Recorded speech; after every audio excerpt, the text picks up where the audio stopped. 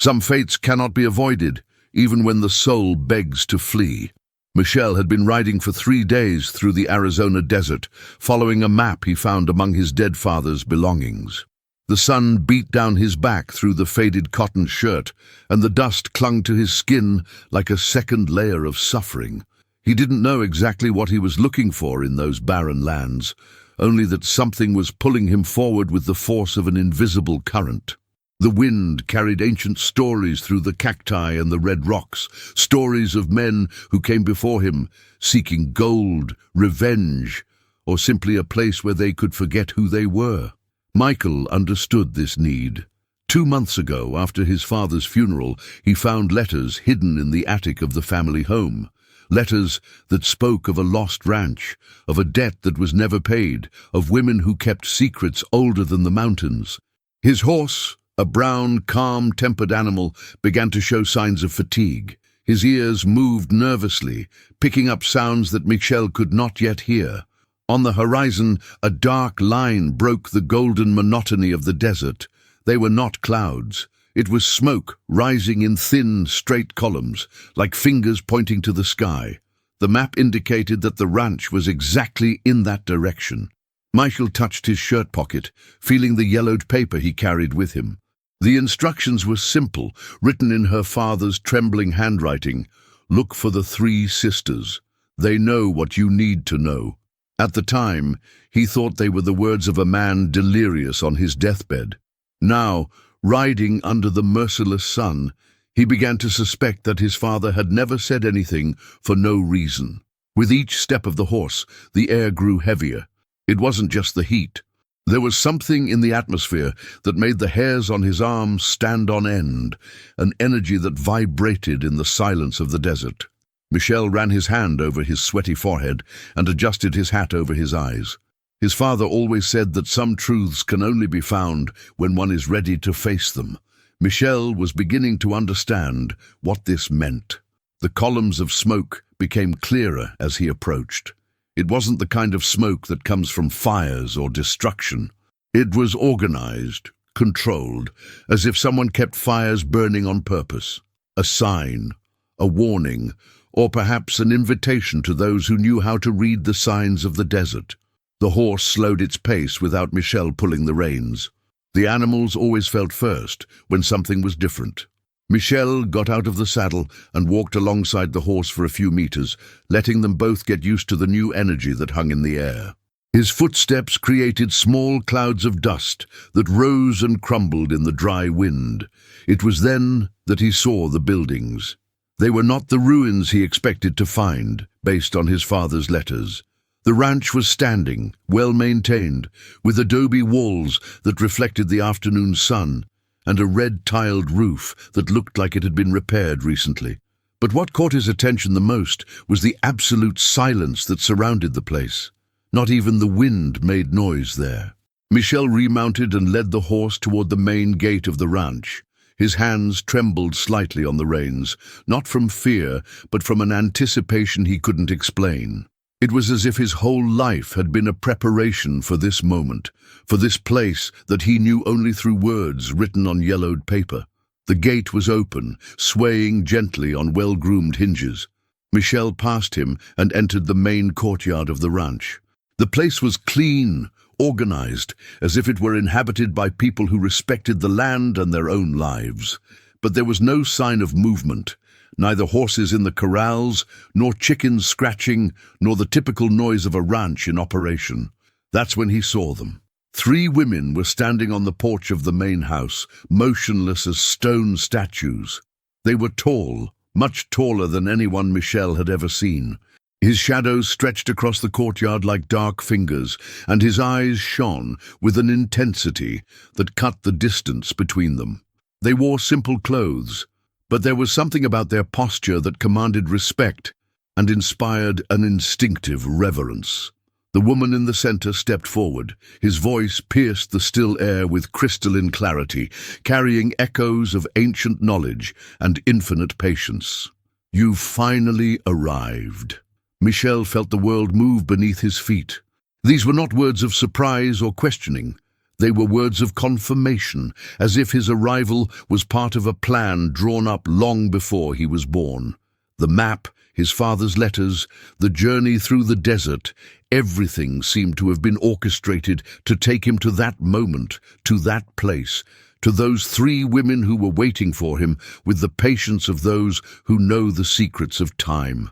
Michel got off the horse with slow, measured movements.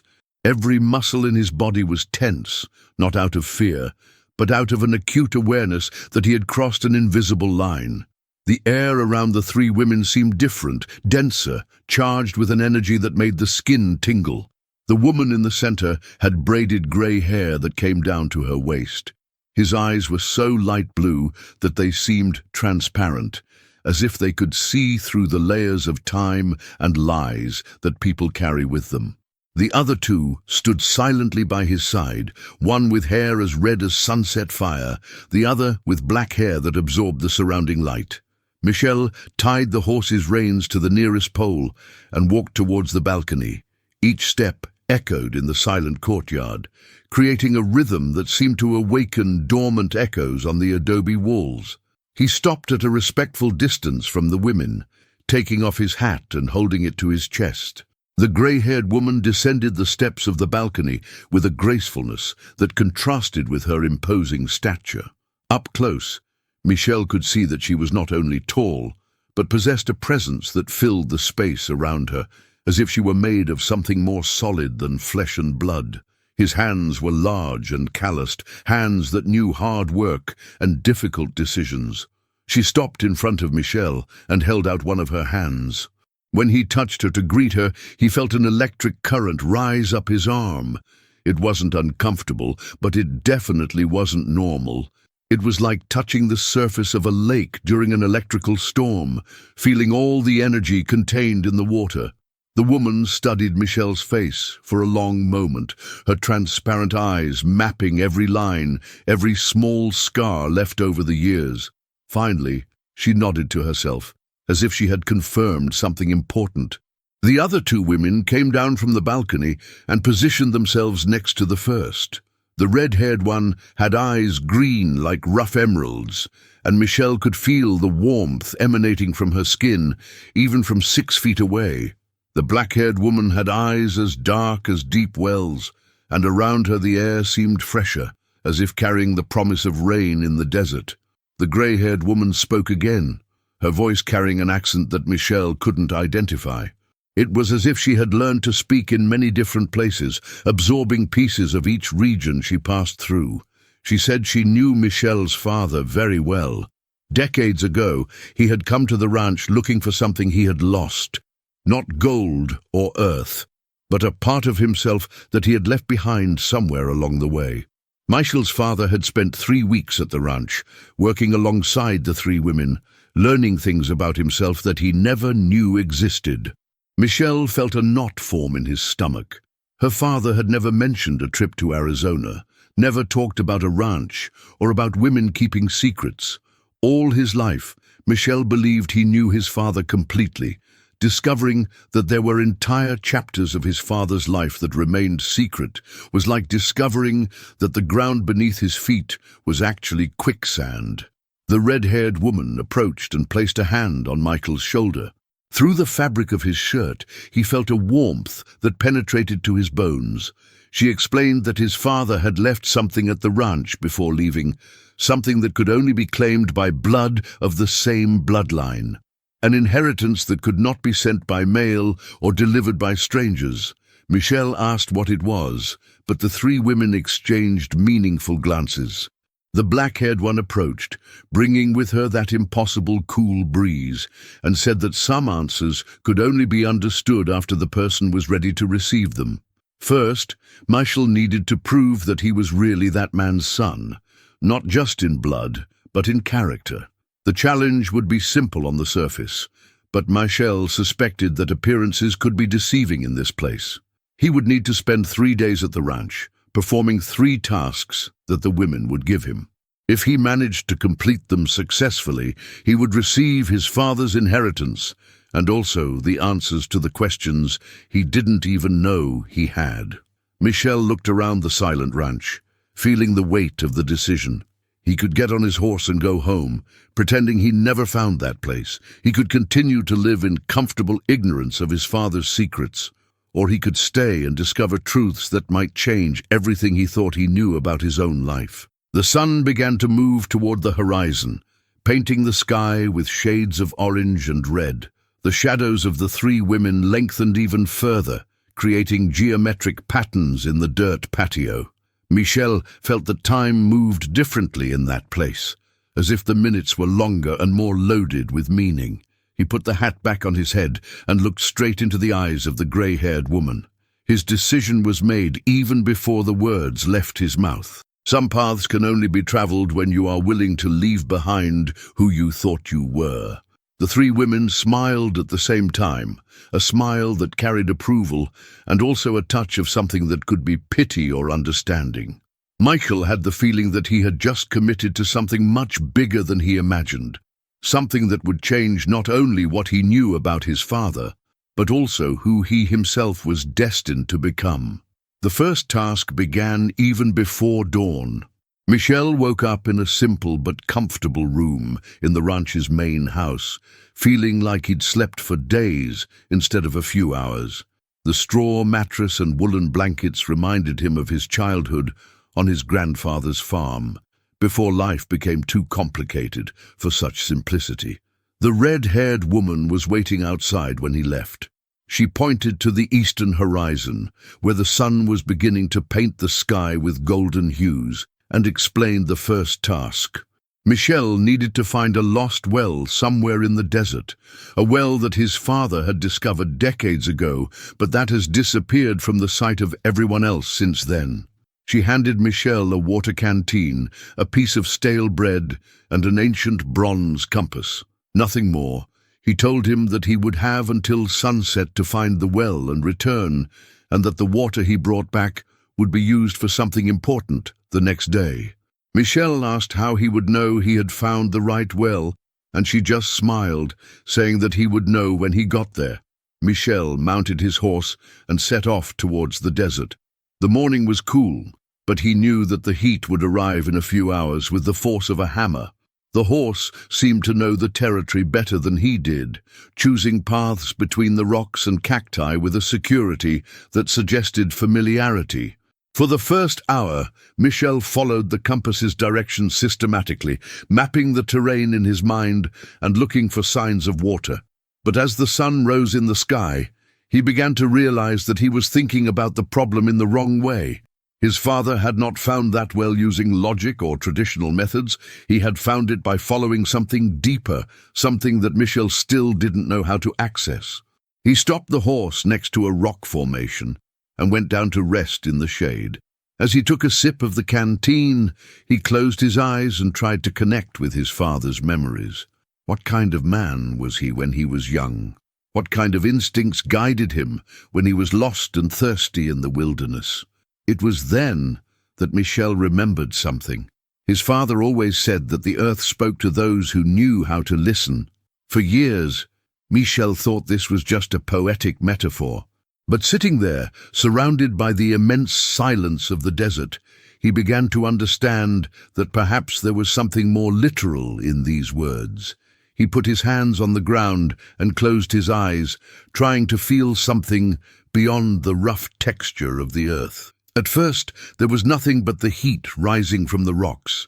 But gradually, he began to notice small differences in temperature, subtle currents of air that moved in specific ways, almost imperceptible sounds that came from particular directions. Michel mounted again and began to follow these sensations instead of the compass. The horse seemed to approve of the change, moving more confidently in the new direction.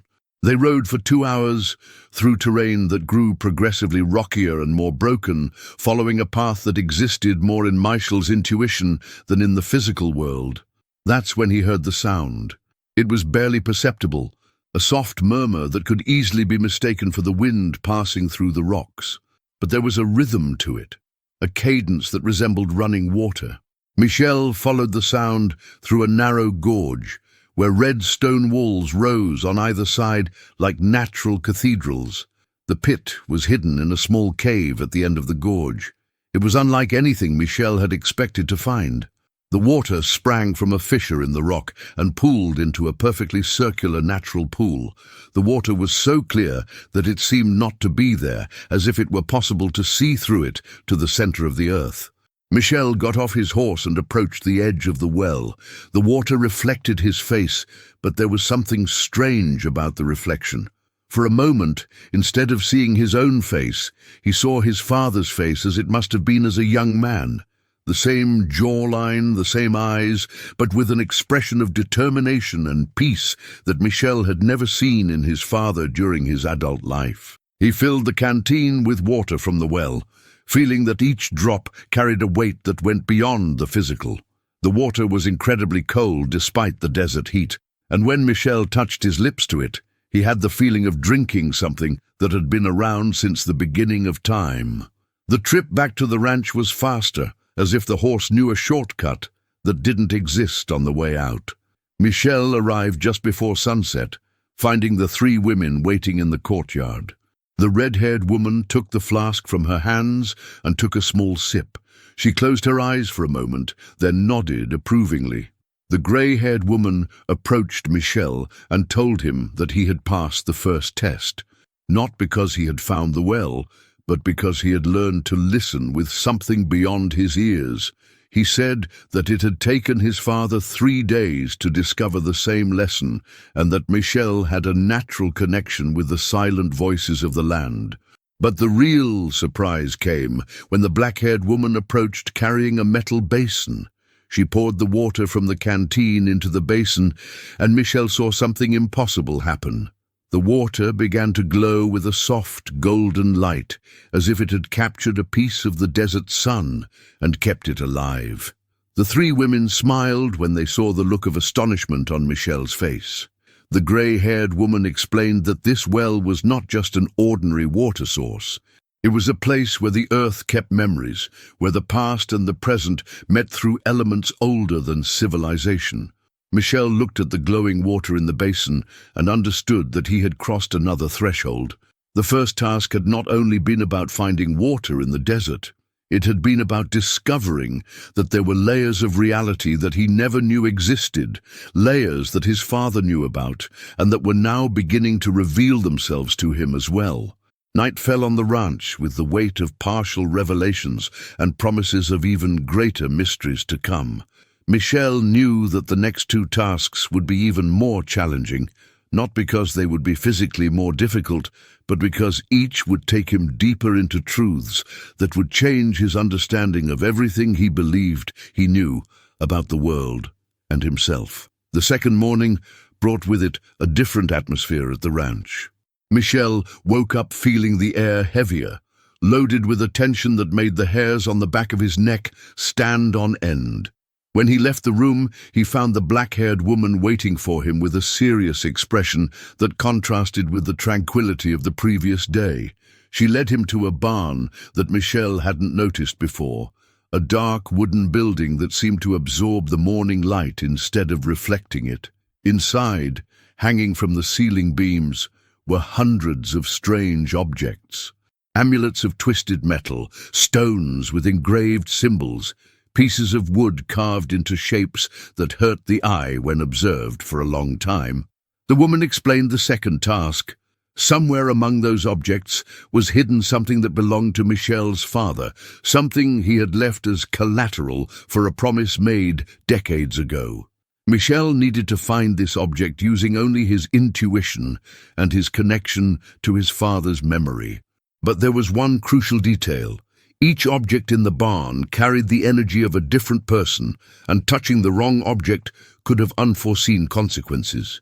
Michael walked between the rows of suspended objects, feeling waves of energy emanating from each one. Some were hot as red-hot iron, others icy as winter ice. There were objects that whispered in languages he didn't recognize, and others that seemed to suck the light around them, creating small pockets of darkness.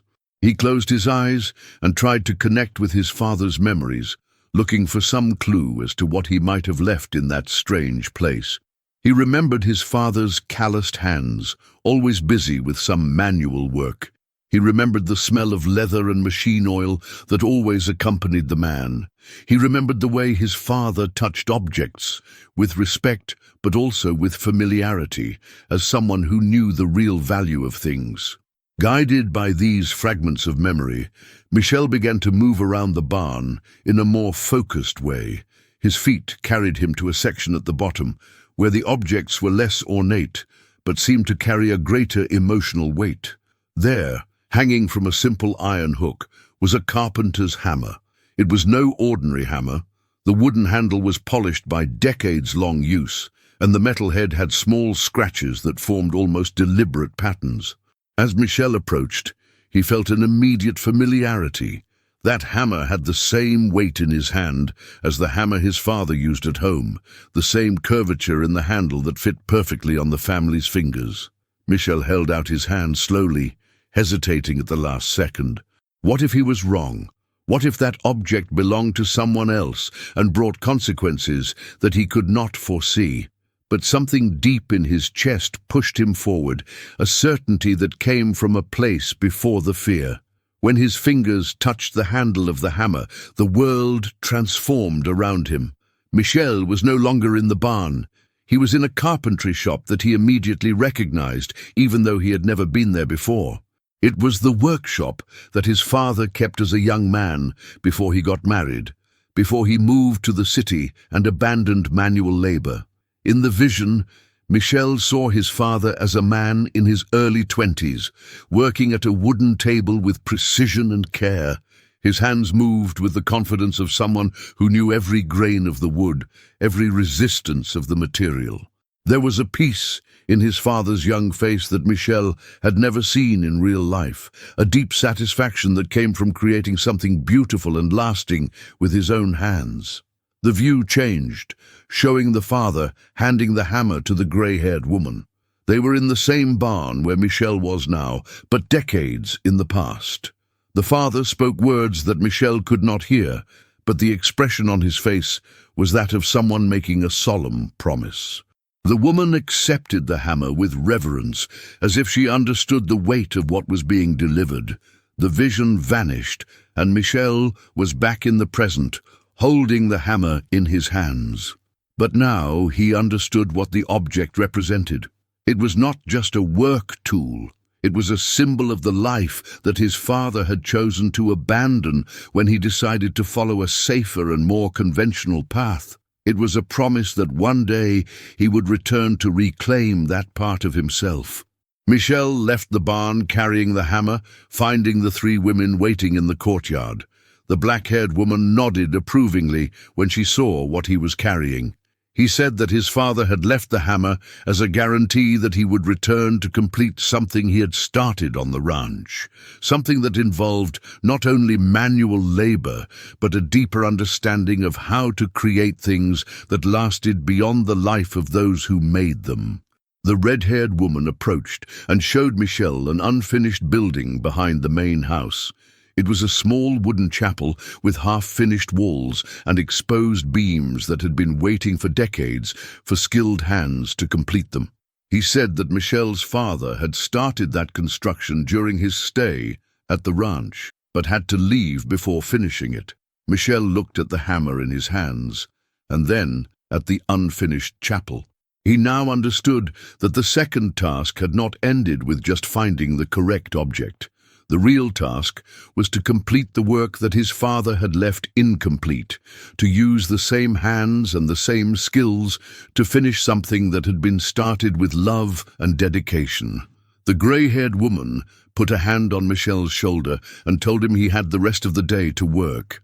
I didn't need to finish everything, but I did need to show that I understood the value of manual labor, the importance of creating something tangible and lasting in a world that often seemed full of temporary things and without substance. Michel took off his shirt and approached the unfinished chapel. When he raised the hammer to drive the first nail, he felt the presence of his father beside him, guiding his movements with the wisdom of decades of experience. Each hammer was a silent conversation between father and son. Each plank put in place was a piece of legacy being passed down through time. The sun moved across the sky as Michel worked, and he lost track of time. His hands remembered abilities he didn't know he possessed, muscles that responded to movements that seemed to be engraved in his genes. When he finally stopped to rest, the chapel had gained 2 complete walls and the beginning of a roof. The 3 women approached to inspect the work. Their faces showed an approval that went beyond the simple recognition of technical ability. It was the approval of those who saw a man discovering a part of himself that had been dormant for years, a connection to manual labor and creation that transcended the simple need for survival. The second task was complete, but Michel knew he had earned more than just the approval of the ranch's guardians. He had reclaimed a part of his father, and in the process discovered a part of himself that he didn't know existed. The hammer in his hands was no longer just a tool, it was a bridge between generations, a promise fulfilled through time. The third morning came with a different silence. Michel awoke knowing that something had changed during the night, a sense of completeness that hung in the air like the perfume of wildflowers after the rain. When she left the room, the 3 women were waiting in the main courtyard, but now they seemed smaller, closer to the normal height of the people. The grey-haired woman approached carrying a dark wooden box, small enough to fit in both hands. He said that there would be no third task. Michel had proven in the previous 2 that he understood the lessons his father had learned decades ago. The ability to listen to the earth and the importance of creating something lasting with one's own hands. She opened the box, revealing a simple silver ring with no stones or elaborate ornaments, just a smooth band of metal that reflected the morning light with a soft glow. He explained that the ring had belonged to Michel's grandfather, his father's father, a man who understood the ancient secrets of the land and who had passed this knowledge down through the generations. Michel took the ring and put it on his finger. It fit perfectly, as if it had been made specifically for him. The moment the metal touched her skin, she felt a stream of memories that were not her own. He saw generations of men in his family working the land, building with their hands, listening to the silent voices that spoke through the wind and water. The red-haired woman approached and said that the ranch was not just a physical place, but a meeting point between worlds. People came there when they needed to rediscover lost parts of themselves, when they needed to reconnect with old knowledge that had been forgotten in the rush of modern life. The black-haired one completed the explanation. Michel's father had come to the ranch because he felt he had lost something essential when he chose to abandon manual labor and move to the city. He had found that something again in the 3 weeks he had spent there, but he knew he couldn't stay. His life and his family were elsewhere, so he left the hammer as a promise that he would pass on the knowledge to his son when the time was right. Michel looked at the ring on his finger and understood that his father's inheritance was not gold or earth, but something far more valuable, the ability to connect with the ancient forces that still existed in the world, hidden under layers of civilization and oblivion. The 3 women walked with him to where his horse was tied. They told him that he would always be welcome at the ranch, but that he now had a choice to make. He could stay and learn more about the mysteries he had just begun to discover, or he could return home with the knowledge he had gained. Michel mounted his horse and looked back one last time. The ranch felt different now, less mysterious and more familiar, as if it were a place I had always known existed, but had never encountered before. The 3 women waved goodbye, their figures becoming smaller as he walked away. During the ride back through the desert, Michel felt that he carried with him more than just a silver ring. It carried the understanding that there were layers of reality that most people never discovered, old knowledge that waited patiently for whoever was ready to receive it. When he finally got home 3 days later, he found a letter waiting for him. It was from his father's hand, written shortly before he died, explaining that he knew Michel would eventually find his way to the ranch. He said that the knowledge he had gained there should not be kept selfishly, but passed on when the time was right. Michel kept the letter along with the original map and sat on the porch of his house. He touched the ring on his finger and felt a deep connection with the earth beneath his feet, with the wind that blew through the fields, with the silent voices that had always been there, waiting for someone who knew how to listen. He knew that one day, when he was older and had accumulated his own wisdom, someone would come looking for answers that only he could give. And when that day came, he would be ready to share the secrets he had learned from the 3 women who guarded the old ranch in the heart of the desert. The sun set behind the distant mountains, painting the sky the same colors Michel had seen in Arizona. But now he understood that he didn't have to travel to faraway places to find magic. She was around him the whole time, waiting patiently for anyone who had eyes to see and heart to understand. Did you like this story of the Wild West? Subscribe to the channel for more epic cowboy narratives, desert mysteries, and adventures that will stir your soul. Leave your like and activate the bell so you don't miss any exciting stories.